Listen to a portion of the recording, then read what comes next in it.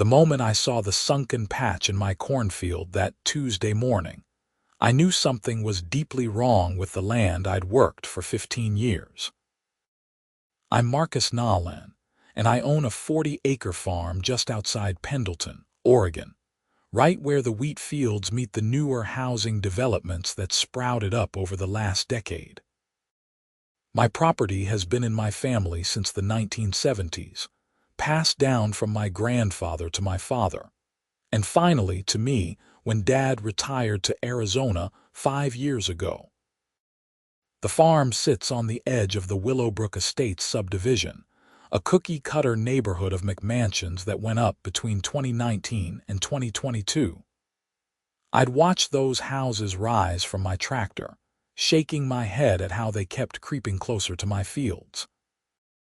That morning in late March, I was doing my usual inspection walk before the spring planting really got underway. The winter wheat looked decent, but when I crossed into the southeast quadrant, near the property line I shared with Willowbrook Estates, I noticed something off.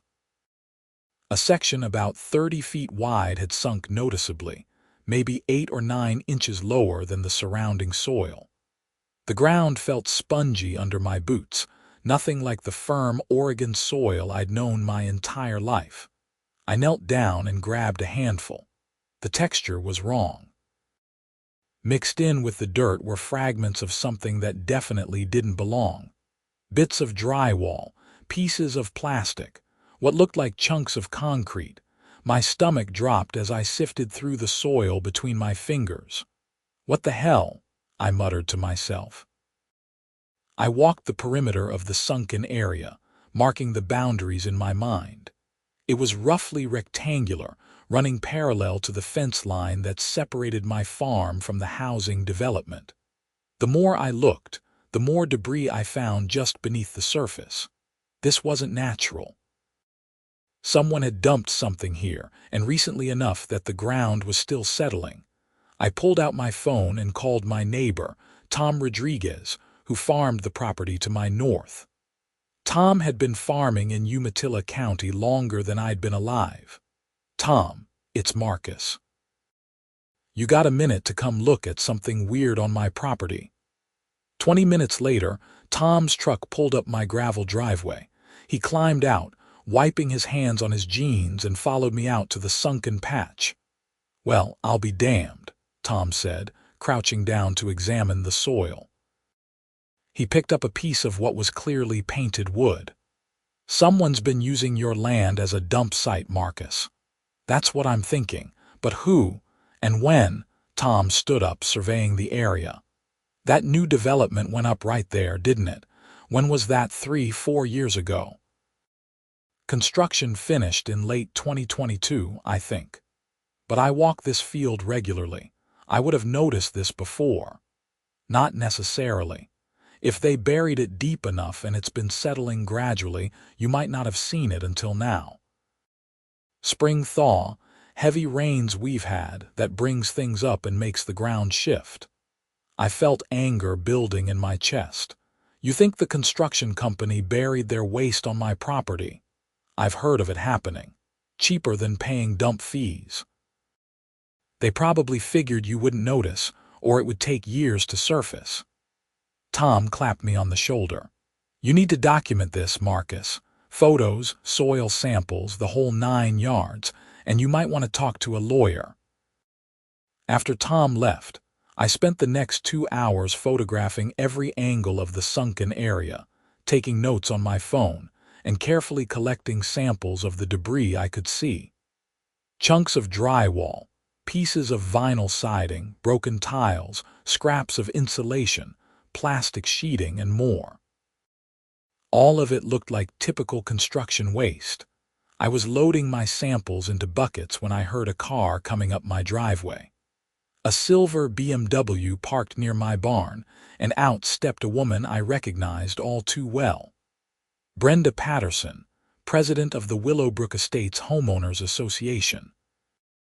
Brenda was in her late 40s, always dressed like she was about to attend a country club luncheon, even though the nearest country club was 40 miles away in La Grande. Today, she wore white capris and a pink blazer, utterly ridiculous for a farm visit. "Mr. Nolan," she called out, waving as she picked her way across my yard in her wedge sandals. "I hope I'm not catching you at a bad time." I set down my bucket and walked over to meet her, keeping my distance. Brenda and I had a contentious relationship ever since she'd sent me a certified letter 2 years ago demanding I paint my barn, because it was an eyesore visible from the subdivision. I'd sent back a letter reminding her that my farm wasn't part of her HOA and she could mind her own business. "What can I do for you, Brenda?" She gave me a tight smile. "I wanted to discuss a matter of mutual concern.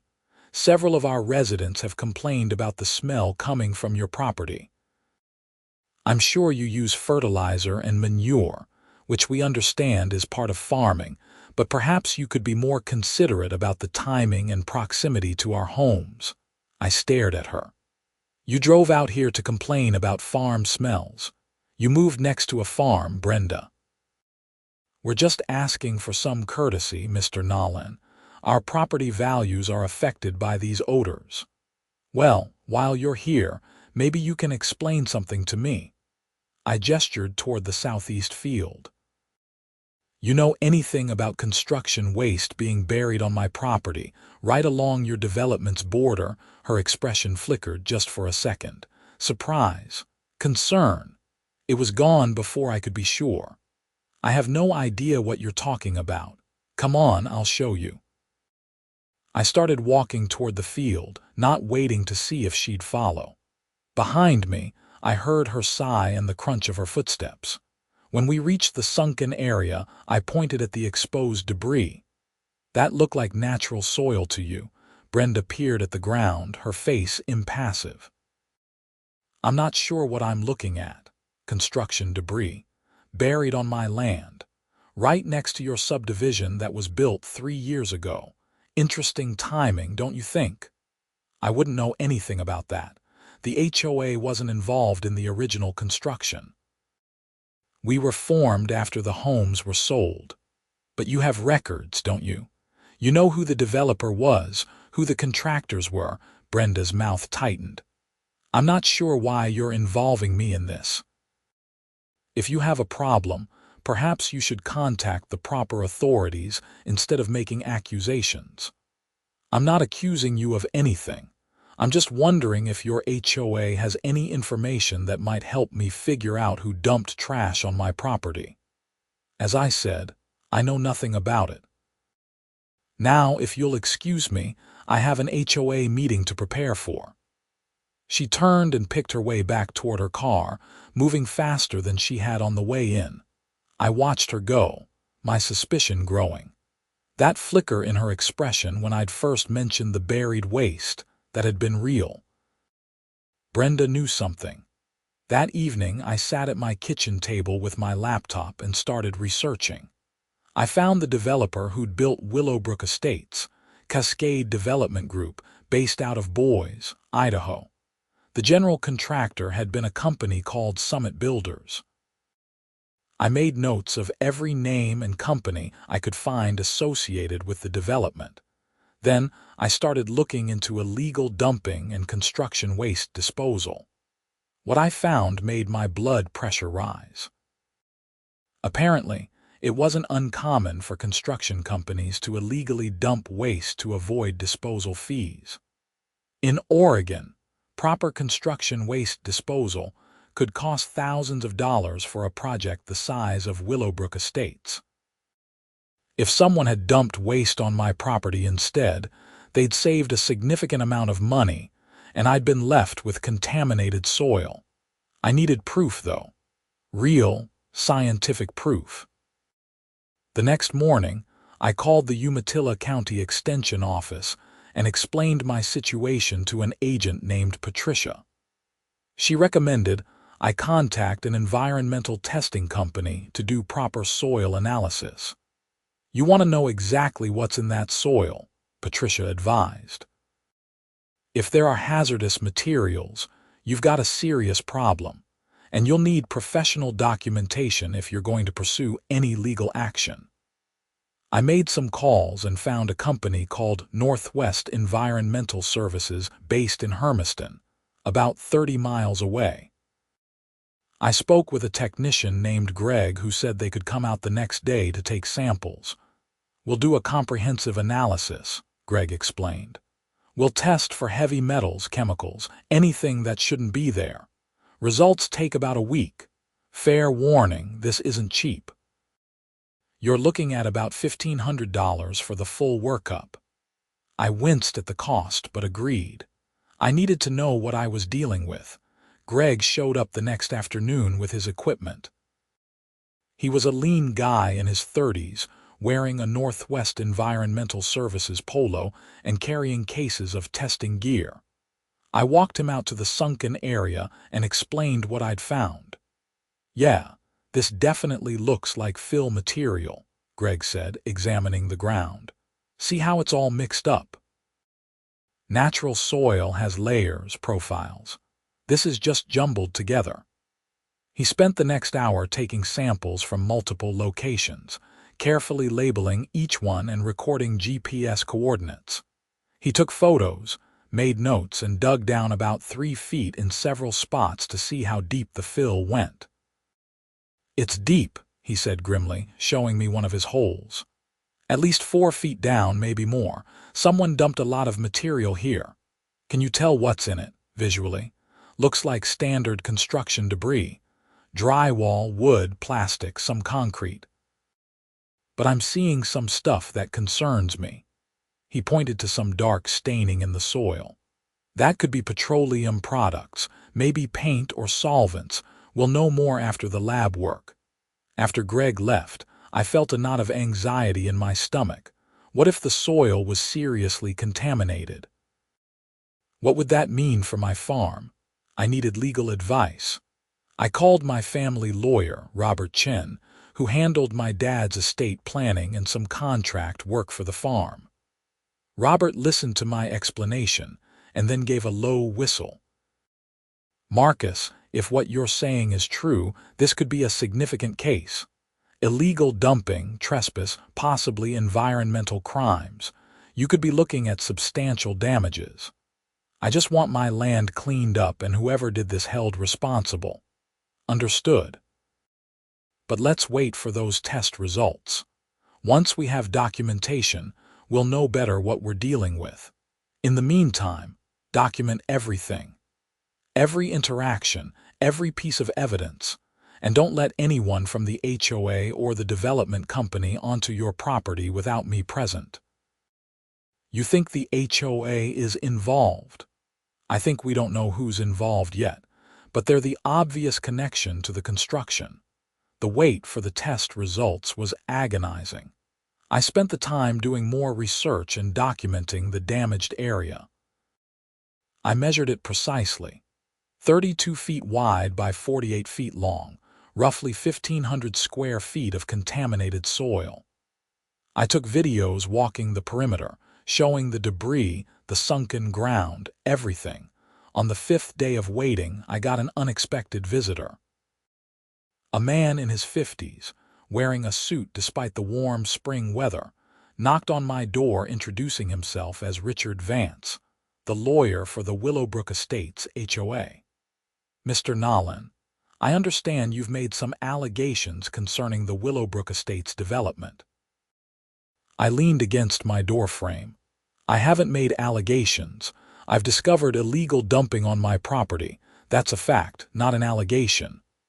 Mrs. Patterson informed me of your concerns.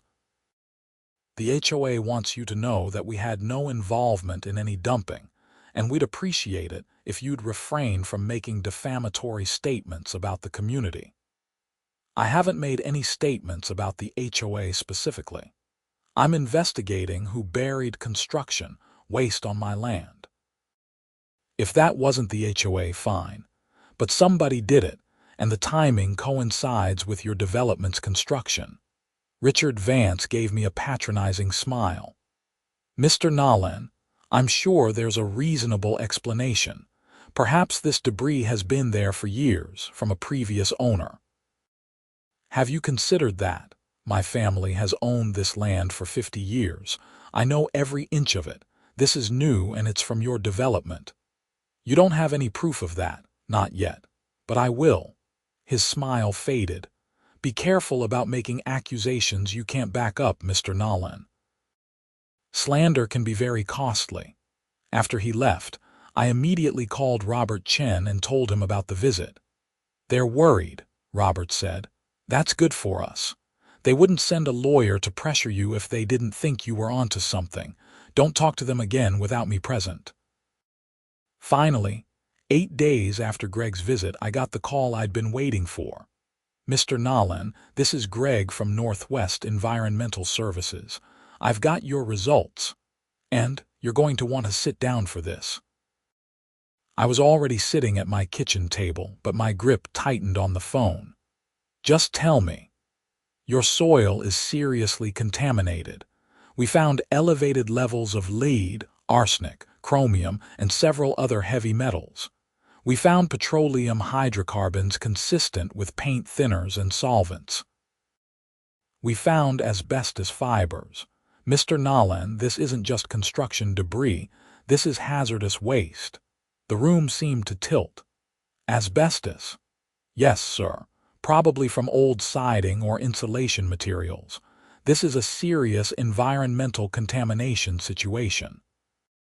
You need to contact the Oregon Department of Environmental Quality immediately. This is beyond civil liability. This could be criminal. After I hung up with Greg, I sat in my kitchen for a long moment, processing what I just learned.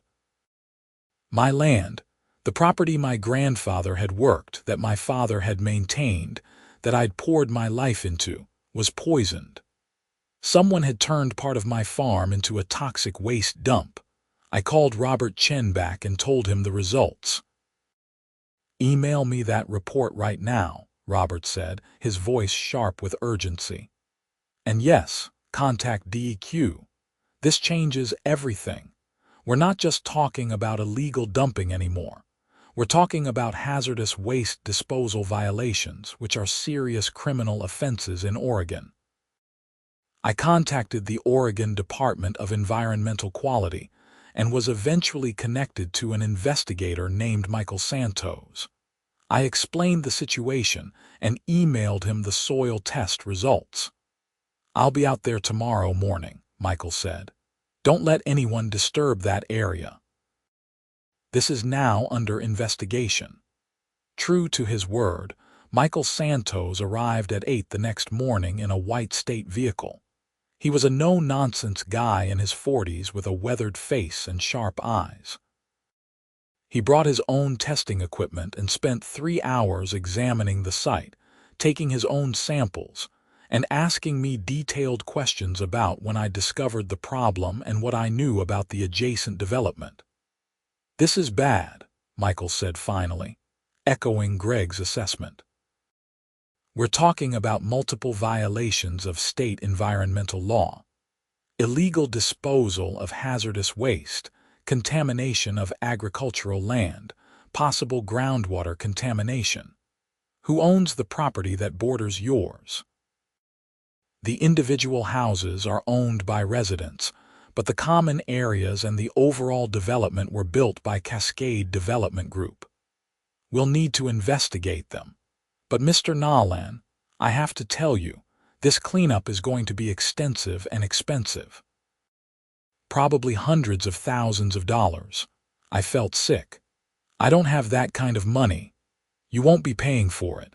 Whoever did this will be responsible, but it's going to take time to sort out liability and get the cleanup done. In the meantime, you can't use this section of your property, and you need to make sure no one's exposed to the contaminated soil. Over the next week, things moved quickly. Michael Santos and his team from DEQ conducted a full investigation. They took dozens of soil samples, tested my well water thankfully. It was clean, and started digging into the development's construction history. Meanwhile, Robert Chen filed a civil lawsuit against Cascade Development Group, Summit Builders, and the Willowbrook Estates HOA, seeking damages for the contamination and cleanup costs. The story hit the local news. The East Oregonian ran a front-page article. Pendleton Farm contaminated by illegal construction waste dump. Suddenly, I was getting calls from reporters, from concerned neighbors, from other residents of Willowbrook Estates who were worried about their own properties. Brenda Patterson left me an angry voicemail. "Mr. Nolan, your reckless accusations are causing panic in our community and damaging our property values. Our lawyer will be in touch about your defamatory statements to the press." I saved the voicemail and forwarded it to Robert. 2 weeks after my initial report to DEQ, Michael Santos called me with an update. "We've completed our investigation of the construction records. Cascade Development Group contracted with Summit Builders for the construction. Summit Builders, in turn, subcontracted waste disposal to a company called EZ Haul Services. Here's where it gets interesting. EZ Haul Services has a documented history of illegal dumping. They've been fined twice in Idaho and once in Washington for improper waste disposal. So EZ Haul dumped on my property. That's what the evidence suggests. We've interviewed the owner, a man named Dennis Kruger. He's denying everything, but we're building a criminal case. The amount of hazardous waste involved, the contamination of agricultural land, these are serious charges." "What about Cascade Development and the HOA? We're still investigating whether they knew or should have known about the illegal dumping. That's the key question for both criminal and civil liability." Robert Chen was working the civil side aggressively. He deposed representatives from Cascade Development Group, Summit Builders, and the HOA. The story that emerged was damning. Summit Builders had contracted with EZ Haul Services to dispose of construction waste from the Willowbrook Estates project. According to the contract, EZ Haul was supposed to take the waste to a licensed disposal facility. Instead, Dennis Kruger and his crew had simply dumped it on my property, which bordered the development and was easy to access from the construction site. But here's where it got interesting: the HOA's involvement. During the deposition of Brenda Patterson, Robert uncovered something significant. Brenda had been not just a homeowner in Willowbrook Estates, but also a member of the development's planning committee before the HOA was officially formed. In that capacity, she'd been copied on an email from Summit Builders to Cascade Development that referenced alternative disposal arrangements for construction waste to manage project costs. "What did you understand alternative disposal arrangements to mean?" Robert asked during the deposition. "I don't recall," Brenda said stiffly. "You don't recall? This email was sent directly to you. I received hundreds of emails during the development process. I can't be expected to remember every one." Robert showed her another document. "This is a spreadsheet showing cost savings on the Willowbrook Estates project. One line item says waste disposal savings realized through revised approach, $47,000. You recall seeing this?" Brenda's lawyer interjected, but the damage was done. There was documentation suggesting that the development team, including the early HOA organizers, knew that waste disposal was being done cheaper than originally budgeted. The implication was clear. They knew, or should have known, that the waste wasn't being disposed of properly. As spring turned to summer, the case expanded. The Oregon Attorney General's office got involved, filing criminal charges against Dennis Kruger and EZ Haul Services for illegal disposal of hazardous waste. They also charged 2 executives from Summit Builders for conspiracy and environmental crimes. The civil case moved forward simultaneously. Robert assembled expert witnesses who testified about the extent of contamination and cleanup costs. The preliminary estimate was staggering: $350,000 to excavate the contaminated soil, dispose of it properly, and replace it with clean fill. And that didn't account for my lost productivity. I couldn't plant on that section of land, which cost me thousands in lost crop revenue. The stress of dealing with the contamination, the lawsuits, the media attention, it was taking a toll. In late June, I was sitting on my porch one evening when Tom Rodriguez stopped by with a six-pack of beer. "Thought you could use some company," Tom said, handing me a bottle. We sat in silence for a while, watching the sun set over the wheat fields. "How you holding up?" Tom asked finally. "Honestly, I'm exhausted. This whole thing has taken over my life." "You're doing the right thing, though. Making them pay for what they did." "I know. But sometimes I wonder if it's worth it. The money won't fix what they did to this land." Tom took a long drink. "Your grandfather would be proud of you, Marcus. Standing up for your property, not letting them get away with it. That takes guts." I appreciated the sentiment, but the weight of the situation still pressed down on me. The criminal trial for Dennis Kruger started in early August in the Umatilla County Circuit Court. I attended as a witness and victim. The prosecution laid out a clear case. E.Z. Hall had been paid to dispose of waste properly, but had instead dumped it illegally on my property to pocket the disposal fees. They had evidence from GPS data showing E.Z. Hall trucks entering my property during the construction period. They had testimony from one of Kruger's employees who'd been granted immunity in exchange for his cooperation. The employee, a young guy named Jason, testified that Kruger had explicitly instructed his crews to dump waste on my land. He said the farmer wouldn't notice, and even if he did, it would take years to surface, Jason testified. He said we'd save the company over $50,000 in disposal fees. Kruger's defense was weak. He claimed he thought he had permission to use my land, which was absurd since there was no documentation and I'd never spoken to the man. The jury didn't buy it. After 3 days of testimony, they returned a guilty verdict. Kruger was convicted of illegal disposal of hazardous waste, criminal trespass, and fraud. He faced up to 5 years in prison and significant fines. The convictions of the Summit Builders executives came a few weeks later.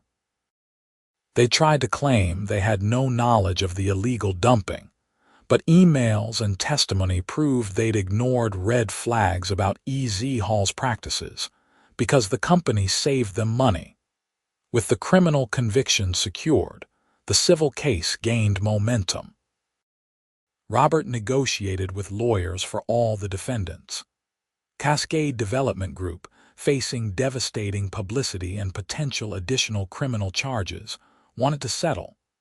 Summit Builders, now reeling from the convictions of their executives, also wanted to avoid a trial. The HOA, however, was still fighting. Brenda Patterson and the HOA board maintained they had no knowledge of the illegal dumping and shouldn't be held liable. But Robert had those emails, that spreadsheet, and testimony from former board members that Brenda had been intimately involved in the development's cost management. In September, we went to mediation. All parties gathered in a conference room in Pendleton with a retired judge serving as mediator. I sat with Robert on one side of the table. Across from us were lawyers for Cascade Development, Summit Builders, and the HOA, along with Brenda Patterson herself. The mediator started by outlining the facts. Hazardous waste had been illegally dumped on my property by E.Z. Hall Services, under contract to Summit Builders, who were contracted by Cascade Development to build Willowbrook Estates. The question was how to apportion liability among the defendants. "My client wants full remediation of his property and compensation for his damages," Robert said. The soil testing shows $350,000 in cleanup costs. Mr. Nolan has lost approximately $40,000 in crop revenue. He's experienced significant emotional distress. We're seeking $450,000 in compensatory damages, plus punitive damages. The lawyer for Cascade Development, a sharp woman named Julia Norton, spoke up. Our client is prepared to take responsibility for cleanup costs, but the amount claimed is inflated. We've had independent experts review the site. Proper cleanup can be done for $200,000. Your experts are wrong, Robert replied flatly. This isn't just removing debris. This is hazardous waste remediation. Asbestos, heavy metals, petroleum products. It requires specialized handling and disposal. The Summit Builders' attorney acknowledged his client's liability, but argued they'd trusted EZ Hall to dispose of waste properly and shouldn't bear the full cost. Then, the HOA's lawyer spoke. The HOA has no liability here whatsoever. The HOA didn't exist during construction. Mrs. Patterson and others may have been involved in planning, but they weren't acting on behalf of the HOA, which wasn't formed until after construction was complete. That's a convenient fiction, Robert said. Mrs. Patterson was part of the planning committee that became the HOA. She had knowledge of the waste disposal irregularities. The HOA benefited from the cost savings that made the homes more affordable and attractive to buyers. They have shared liability. Brenda finally spoke up, her voice tight with anger. This is ridiculous. I didn't dump anything on his property. I'm a homeowner, not a construction company. You knew, Mrs. Patterson, I said, unable to stay quiet. That first day when I showed you the contamination, you knew exactly what I was talking about. You've known all along. That's a lie, the mediator intervened. Let's keep this civil. We're here to find a resolution, not to argue. The mediation lasted all day.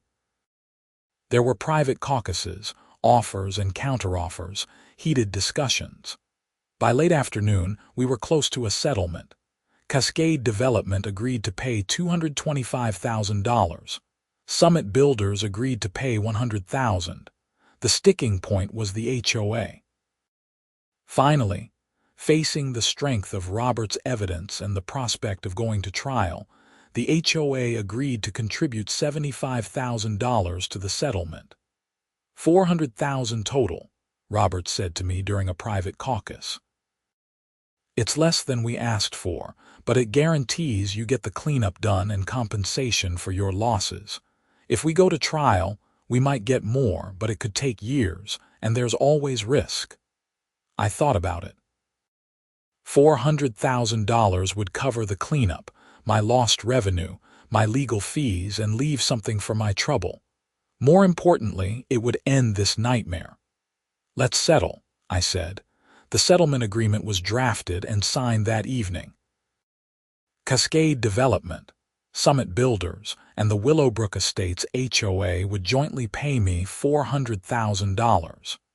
They would also issue a public statement acknowledging the illegal dumping and taking responsibility for the cleanup. The money was placed in escrow pending the completion of remediation, which would be overseen by DEQ to ensure it was done properly. The cleanup began in October. A specialized environmental remediation company brought in equipment and crews.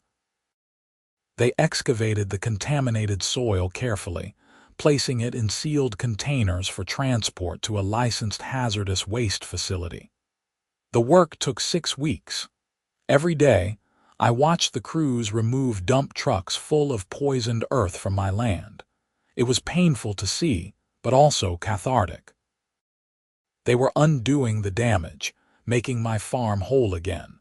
The criminal sentences came down in November. Dennis Kruger was sentenced to 3 years in prison and ordered to pay $200,000 in fines. The Summit Builders executives each got 18 months and hefty fines. The judge made it clear that environmental crimes would be taken seriously. Your actions endangered public health and contaminated productive agricultural land, the judge told Kruger during sentencing. You put profit over responsibility, and you'll pay the price. By Thanksgiving, the cleanup was complete. The remediation company had removed all the contaminated soil and replaced it with clean fill, properly tested and certified. DEQ inspected the work and declared the site remediate. I stood in that section of my property on a cold November afternoon, looking at the fresh earth. It would take time for the soil to settle and blend with the surrounding field, but it was clean. My land was whole again. The final piece came in December. I received the settlement check, $400,000. After legal fees and expenses, I netted about $300,000. It was more money than I'd ever seen in one place, but it felt like justice. Brenda Patterson resigned as HOA president shortly after the settlement. The Willowbrook Estates community was furious with her for the HOA's involvement in the contamination and the resulting negative publicity. Several residents sued the HOA for diminished property values, though those cases were eventually settled quietly. I used part of the settlement money to install a comprehensive soil monitoring system on my property, with testing stations along all my boundary lines. If anyone ever tried to dump on my land again, I'd know immediately. I also donated $50,000 to the Oregon Farmland Protection Fund, a nonprofit that helps farmers defend their land from development pressures and environmental threats. It felt right to help other farmers who might face similar battles. Christmas that year was quiet. I invited Tom Rodriguez and his family over for dinner. We sat around my table, eating turkey and talking about crops and weather and everything except contamination and lawsuits. "You did good, Marcus," Tom said, raising his glass. "You stood up for your land and you won. Here's to farmers who fight back." We drank to that. In January, I started planning my spring planting. For the first time in months, I was thinking about the future instead of the past. The remediate section would need time to develop proper soil structure before I could plant there, but the rest of the farm was ready to go. I was out walking the fields one morning when I noticed a car pull up my driveway. My guard went up immediately, but then I saw it was just a couple, probably in their 30s, looking uncertain. I walked over. "Can I help you folks?" the man spoke up. "Mr. Nolan, I'm David Park and this is my wife, Emily. We live in Willowbrook Estates. We just wanted to come by and apologize." That surprised me. "Apologize for what?" Emily spoke up. "For what happened to your property, for the HOA's role in it. We moved here 3 years ago and we had no idea about any of this until it came out in the news. We're horrified." "A lot of us in the neighborhood are," David added. "We've formed a new HOA board. We pushed Brenda and her cronies out. We just wanted you to know that most of us aren't like that. We respect what you do here and we're sorry for what you went through." I didn't quite know what to say. I'd spent months angry at Willowbrook Estates, at the HOA, at the people who'd benefited from the crime against my property. But looking at these two young people, genuinely apologetic and concerned, I felt some of that anger ease. "I appreciate you saying that," I said. "I never blamed the residents. Most of you had nothing to do with it. We know there's been tension between the farm and the subdivision," Emily said. "We'd like to change that if possible. We're planning a community garden on HOA property. Maybe you'd be willing to give us some advice sometime. Help us learn about growing things in Oregon soil." I smiled. "I think I could do that." After they left, I stood in my driveway for a while, thinking about what had happened over the past 10 months. I'd discovered a crime, fought for justice, and won. I'd held powerful people and organizations accountable. I protected my land and made sure nothing like this would happen again. But more than that, I'd learned something about standing up for what's right, even when it's hard, even when it costs money you don't have and time you can't spare, even when powerful people try to intimidate you into silence. My grandfather used to say that land is more than dirt and crops. It's legacy, responsibility, trust. When someone poisoned my land, they violated that trust. I'd fought to restore it, not just for me, but for my father and grandfather, for the future, for the principle that you can't just dump your problems on someone else's property and walk away. The spring planting went well that year. I rotated in some new crops, tried some techniques I'd been researching. The farm thrived. Even the remediate section, though not planted, showed promise as the new soil began to settle and blend. I kept the news articles about the case in a folder in my office.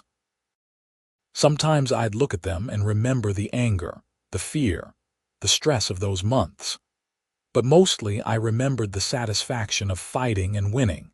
In late March, almost exactly a year after I'd first noticed the sunken patch in my field, I walked out to that spot again. You could still see where the remediation had happened, but nature was doing its work. Grass was growing. The soil was settling. In another year, maybe two, you wouldn't be able to tell anything had happened there. I knelt down and grabbed a handful of earth, letting it run through my fingers. Clean, safe, mine. Tom drove up that evening with another 6-pack. We sat on my porch as the sun set, not saying much, just being present. "Year ago you found the contamination," Tom said finally. "Year ago everything changed. You'd do it again though, wouldn't you?" Knowing how hard it would be, I thought about that. The lawsuits, the stress, the media attention, the months of uncertainty. Then I thought about Dennis Kruger in prison, about the contaminated soil removed and replaced, about the $400,000 settlement, about the changes in the HOA and the new relationships with neighbors like David and Emily. "Yeah," I said. "I'd do it again. Someone had to." "That's the difference between farmers and most people," Tom said. "We don't walk away from problems on our land, we fix them. We drank our beers and watched the stars come out over the wheat fields. The farm is mine, passed down through generations, worked with sweat and faith and stubbornness. When someone tried to poison it, to use it as their personal dumping ground, they didn't understand who they were dealing with. They thought I was just some farmer who wouldn't notice or wouldn't care or wouldn't fight back. They were wrong on all counts. My land is clean now. The people responsible are paying the price, some with prison time, some with money, some with ruined reputations. Justice was served, not perfectly but adequately, and me. I'm still here, still farming, still walking these fields every morning, still protecting my land and my legacy. Still standing up for what's right, no matter how hard the fight. That's what farmers do. We dig in. We endure. We fight for our land, and sometimes when we're lucky and persistent and righteous, we win. I never heard from Brenda Patterson again after she resigned from the HOA. I heard through the grapevine that she moved away from Willowbrook Estates entirely, selling her house at a loss and relocating to Idaho. I felt no satisfaction in that, just a sense of completion. She'd known about the illegal dumping, or at least should have known, and she'd tried to cover it up and intimidate me into silence. She'd faced consequences. That was enough. The new HOA board was different. They sent me a formal apology letter, signed by all the board members, acknowledging what had happened and committing to being better neighbors. They invited me to their meetings a couple of times to discuss agricultural issues and how the subdivision could better coexist with working farms. I went once, gave them some basic information about farming operations and why certain things that might seem like nuisances, noise, dust, smells, were actually just normal parts of agriculture. They listened respectfully. The relationship would never be perfect. There's an inherent tension between residential subdivisions and working farms. But at least now, there was communication and mutual respect instead of hostility. In the years that followed, I kept farming. The remediate section of land eventually became productive again. I tested the soil regularly to make sure no contamination remained, and it stayed clean. By the third year after remediation, I was planting wheat there again, and it grew as well as anywhere else on the property. I never forgot what happened, though. Every time I walked past that section of land, I remembered, not with anger anymore, but with a kind of resolve. I'd protected my land. I'd stood up to people who thought they could take advantage of me. I'd won. And that victory, that knowledge that I'd fought for what was right and prevailed, that became part of the land story just as much as my grandfather's original purchase or my father's years of stewardship or my own daily work. The land remembers everything. The good seasons and the bad. The droughts and the floods. The crimes committed against it and the justice that followed. And I remember too. I remember that March morning when I first saw the sunken patch. I remember the soil tests that revealed the contamination. I remember the lawsuits and the mediation and the settlement. I remember watching the cleanup crews remove truckload after truckload of poisoned earth. I remember the moment I first walked on clean soil again, knowing my land was whole. Those memories are part of me now, woven into who I am as a farmer and a man. They taught me that standing up for what's right isn't always easy, but it's always worth it. They taught me that powerful people and organizations can be held accountable if you're willing to fight. They taught me that my land, my legacy, my family's trust, these things are worth defending with everything I have. I'm Marcus Nolan. I'm a farmer in Pendleton, Oregon. My family has worked this land for 50 years, and I'll work it for as long as I'm able, and then I'll pass it on to whoever comes next, and it will be clean. It will be whole. It will be protected. Because that's what we do. We protect the land. We fight for justice. We endure, and we win.